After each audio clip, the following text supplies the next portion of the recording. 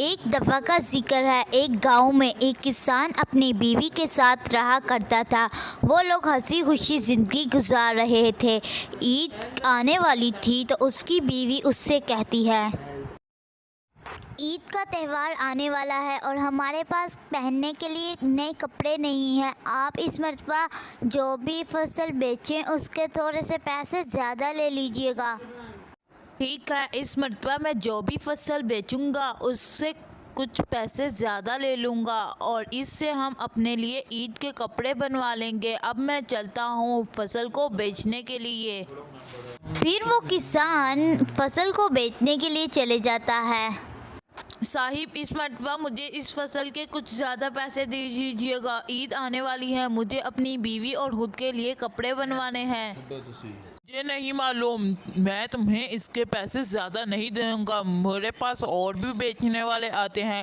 तुम्हें अगर यहाँ पर बेचना है तो बेचो, नहीं बेचना तो तुम यहाँ से जा सकते हो। मैं तुम्हें कोई एडवांस नहीं देने वाला। वो उदास होकर वहाँ से चले जाता है। उसकी बीवी बहुत उदास होती है। उनकी तो फसल भी नहीं बिकी, अब हम क्या करेंगे। अरे मैं ऐसा करती हूँ, पापड़ बनाकर बेचती हूँ। वो अपने शौहर को ये बात बताती है। उसका शौहर मान जाता है और वो उसके पापड़ लेकर बेचने चले जाता है। पापड़ ले लो पापड़, आम के पापड़ ले लो, खट्टे मीठे।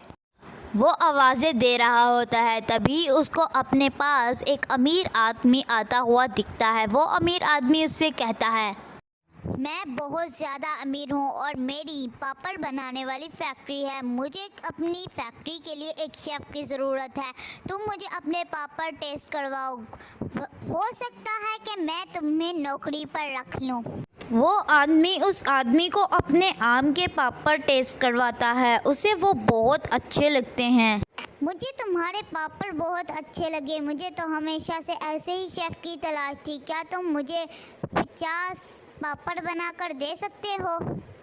मुस्तकबिल में तुम्हारे पास और भी ऑर्डर आएंगे। तुम हमारी कंपनी के लिए काम कर सकते हो। तुम्हें 1 लाख रुपए सैलरी मिलेगी।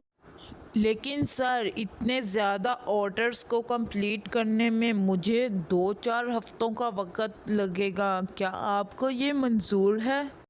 मुझे मंजूर है। तुम चाहे 5 हफ्तों का वक़्त ले लो और जब तुम ये पापड़ बना लोगे तो मुझे फ़ोन कर देना। मेरा एक आदमी तुमसे ये पापड़ आकर ले जाएगा। इस तरह वो एक किसान से अपनी अक्लमंदी की वजह से एक अमीर आदमी बन जाता है। वो और उसकी बीवी अच्छी ज़िंदगी गुजारते हैं।